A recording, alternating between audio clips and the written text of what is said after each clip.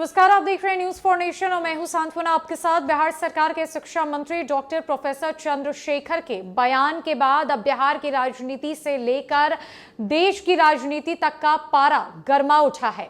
दरअसल उन्होंने हिंदू धर्म ग्रंथ रामचरितमानस पर टिप्पणी की, जिसके बाद लगातार विवाद छिड़ता ही जा रहा है और अब एक संत ने कह दिया है कि जो प्रोफेसर चंद्रशेखर सिंह की जीभ काट कर ले आएगा उसके ऊपर 10 करोड़ का इनाम होगा।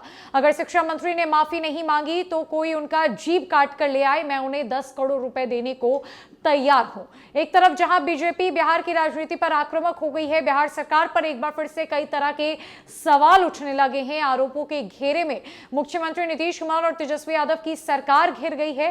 तो चंद्रशेखर सिंह से उनके पद को छोड़ने की मांग की जा रही है।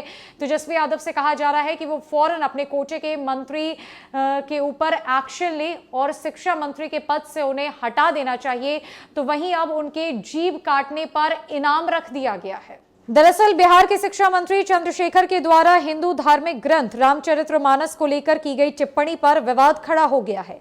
बयान पर प्रतिक्रिया देते हुए अयोध्या के संत जगगुरु परमहंस आचार्य ने मंत्री को उनके पद से बर्खास्त करने की मांग कर दी है, साथ ही माफी की भी मांग की है। इस दौरान संत ने भी विवादित बयान दे दिया है।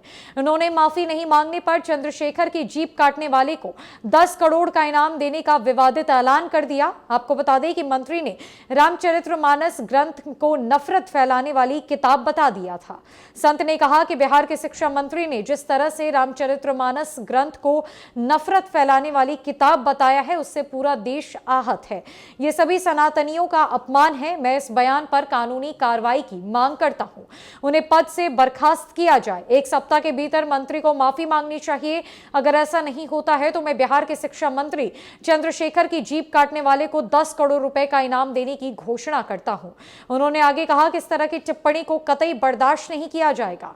रामचरितमानस तोड़ने वाला नहीं, जोड़ने वाला ग्रंथ है। यह मानवता की स्थापना करने वाला ग्रंथ है। यह भारतीय संस्कृति का स्वरूप है। यह हमारे देश का गौरव है। रामचरितमानस पर इस तरह की टिप्पणी बर्दाश्त नहीं की जाएगी। आपको बता दें कि बिहार के शिक्षा मंत्री चंद्रशेखर के द्वारा बुधवार को यह दावा करने के बाद विवाद खड़ा हो गया था। उन्होंने कहा कि रामायण पर आधारित एक महाकाव्य हिंदू धार्मिक पुस्तक रामचरितमानस समाज में नफरत फैलाती है। नालंदा ओपन यूनिवर्सिटी के 15वें दीक्षांत समारोह में छात्रों को संबोधित करते हुए उन्होंने रामचरितमानस और मनुस्मृति को समाज को विभाजित करने वाली पुस्तकें बताया। उन्होंने कहा कि मनुस्मृति को क्यों जलाया गया, क्योंकि उनमें एक बड़े तबके को बहुत सारी गालियां दी गई थी। रामचरितमानस का विरोध क्यों किया गया और किस हिस्से का विरोध किया गया? इसमें निचली जाति के लोगों को शिक्षा प्राप्त करने की अनुमति नहीं थी।